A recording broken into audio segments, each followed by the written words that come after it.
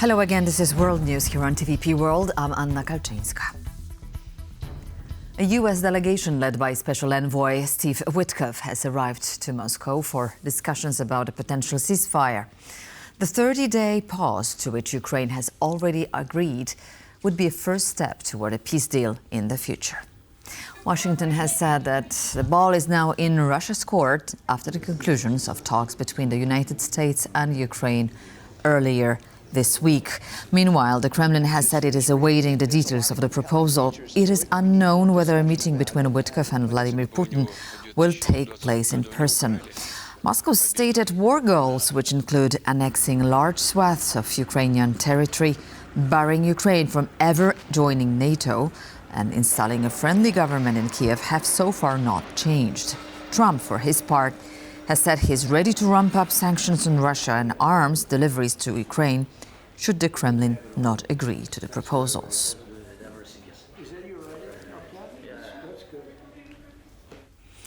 Dressed in military fatigues, Vladimir Putin paid a surprise visit to troops in Russia's Kursk region on Wednesday.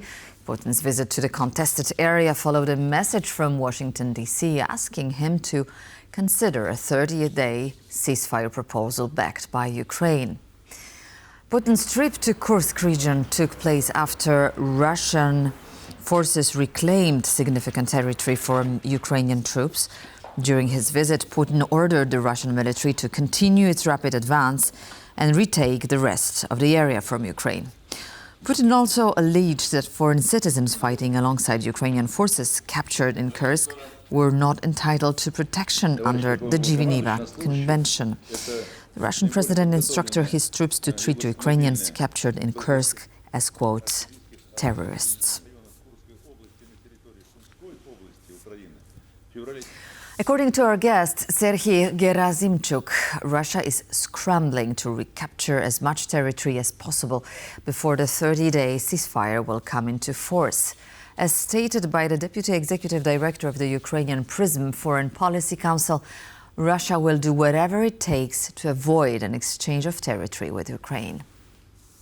If we had ceasefire immediately, as it was mentioned in the memorandum voiced in Jeddah, then Ukraine would remain in Kursk Oblast. That's something that Putin can hardly accept. And that's why Russian army is pushing hard to achieve the withdrawal of Ukrainian troops from Kursk Oblast.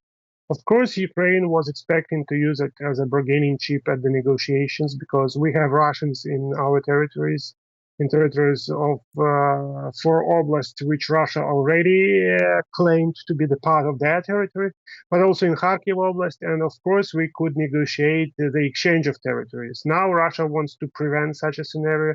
And Russia takes time to prevent such scenario because I've already heard that there were messages from Moscow that the meeting with President Trump can be possible only by Easter, which means in a month, which means Russia will have plenty of time to focus all their attention on Kursk Oblast and on getting rid of Ukrainian troops there.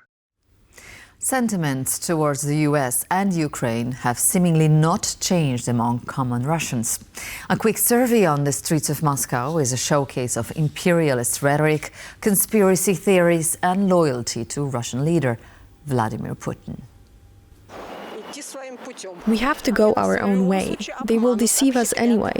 The Americans have deceived us more than once. So what our president is planning, that is what has to happen. We need to negotiate with Trump on the condition that we keep all the territories and then push on to Kyiv without stopping. This is just a conspiracy between America and Ukraine. They want to deceive Russia again, rearm, and then they will trample us together with Europe. Another overnight attack by Russian forces across Ukraine has left at least 5 civilians dead and dozens more wounded.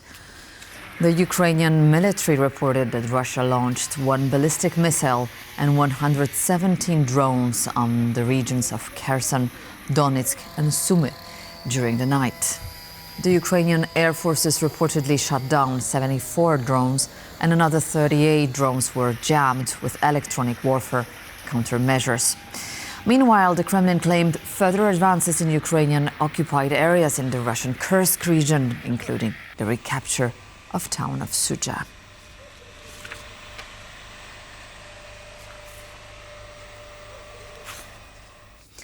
Finland and Ukraine have signed a new defense cooperation agreement.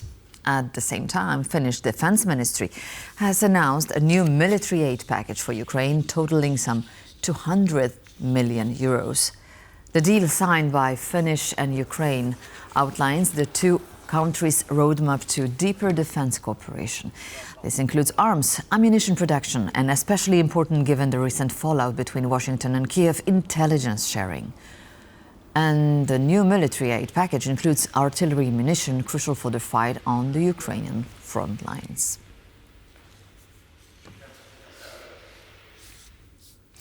Polish President Andrzej Duda said that it was evident his US counterpart Donald Trump would redeploy American nuclear warheads to Poland. Duda said he recently discussed the matter with Keith Kellogg, the US Special Envoy for Ukraine. In an interview with the Financial Times, Andrzej Duda emphasized that since the 1990s, NATO's borders have shifted eastward, and so should the infrastructure. The Polish president expressed his hope to revive a nuclear sharing project that he unsuccessfully proposed to Donald Trump's predecessor, Joe Biden, in 2022. Duda went on to say it was up to Trump to decide whether to redeploy US nuclear warheads, but at the same time, the Polish president recalled Vladimir Putin's announcement that Russia would station nuclear weapons in the Kaliningrad region, which borders Poland. Hosting foreign nuclear warheads is not news to Poland, as the country hosted parts of the Soviet nuclear arsenal during the Cold War.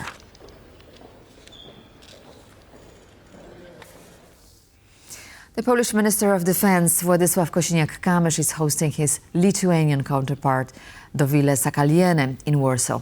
This marks Sakaliene's first official foreign visit.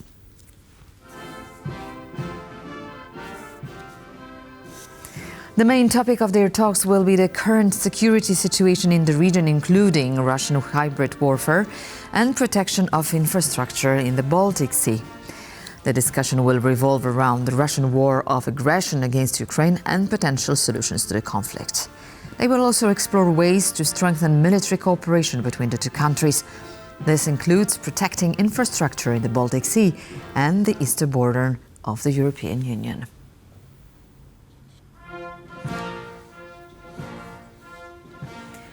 For EU peacekeeping operations in Ukraine to be effective, they would need US support. These are the words of today's guest, Roland Rondenstein from the Brussels Freedom Hub, who shared insights on what such a peacekeeping mission could entail.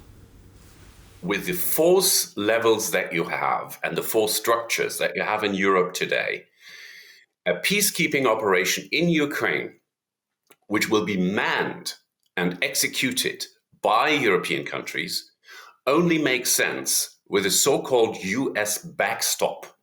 Now, what the backstop exactly is, that varies still, but it will certainly entail a large deal of provision of intelligence, including satellite imagery. It will have to entail air transport capacities that Europe just doesn't have, no European country has. And it will also entail air defense capacities, where the US have to directly help the Europeans keep the peace in Ukraine. The German outgoing parliament convenes in a special session on Thursday to discuss the so-called Schuldenbremse, or debt brake. The measure could free up enough funds to push Germany's defense spending above 2% GDP. The debt brake was introduced during the 2009 global financial crisis, capping Germany's structural deficit at 0.35% of GDP. As a consequence, the restriction has limited the German federal government's ability to borrow for investments, including defense. Under a proposal put forward by the Christian Democrats, led now by the incoming Chancellor Friedrich Merz, defense spending would be exempt. Infrastructure investments would also be bolstered by a 500 billion euro special fund. it's a race against time as the measure has backing from Merte's perspective junior coalition partner, the Social Democratic SPD, but a two-thirds majority is needed to see the measure through. The far-right Alternative for Germany and far-left, the Left Party, oppose the proposal, and they would hold a blocking minority in the next parliament, set to convene on March 25th. The Greens' support is therefore crucial for Thursday's vote, but the party has expressed doubts about the plan earlier this week.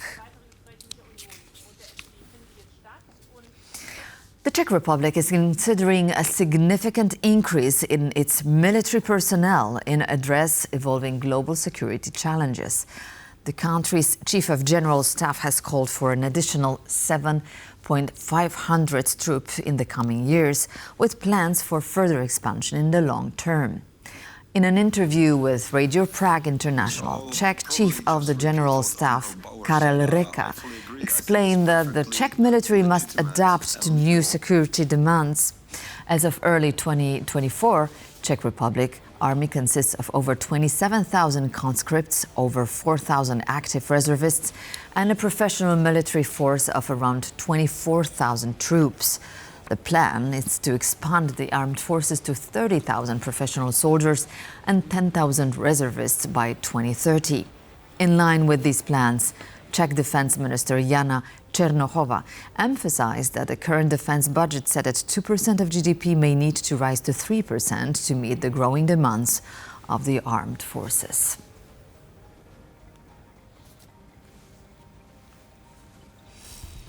And that's it in this edition of World News. Thank you so much for watching this morning. But please stay tuned to TVP World for more coverage and more updated news. Thank you so much and see you soon.